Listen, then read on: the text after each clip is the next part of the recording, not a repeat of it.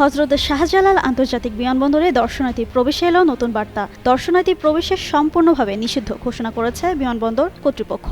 মঙ্গলবার দেওয়া বিজ্ঞপ্তিতে বলা হয়, যাত্রী সেবা, বিশেষ করে নিরাপত্তা এবং অপারেশনাল শৃঙ্খলা বজায় রাখার স্বার্থে আগামী বুধবার সন্ধ্যা ৬টা থেকে ২৫ ডিসেম্বর সন্ধ্যা ৬টা পর্যন্ত বিমানবন্দর এলাকায় নির্ধারিত যাত্রী ছাড়া সব সহযাত্রী বা দর্শনার্থী প্রবেশ সম্পূর্ণভাবে নিষিদ্ধ থাকবে। এদিকে ২৫ ডিসেম্বর দেশে আসার কথা রয়েছে বিএনপির ভারপ্রাপ্ত চেয়ারম্যান তারেক রহমানের। তার প্রত্যাবর্তন ঘিরে দেশ জুড়ে জোরদার করা হয়েছে নিরাপত্তা ব্যবস্থা। এরই অংশ হিসেবে ২৪ ঘণ্টার জন্য দর্শনার্থী প্রবেশে এই নিষেধাজ্ঞা দেওয়া হয়। এদিকে তারেক রহমানের সার্বিক নিরাপত্তা নিশ্চিত করতে প্রধান নিরাপত্তা কর্মকর্তা হিসেবে অবসরপ্রাপ্ত brigadier general doctor A K M. Shamsul ইসলামকে নিয়োগ দেওয়া হয়েছে। দলীয় সূত্রে জানা গেছে, বর্তমান রাজনৈতিক প্রেক্ষাপট ও নিরাপত্তার প্রয়োজনীয়তায় বিবেচনা করে একজন অভিজ্ঞ সাবেক সেনা কর্মকর্তাকে এই দায়িত্ব দেওয়া হয়েছে।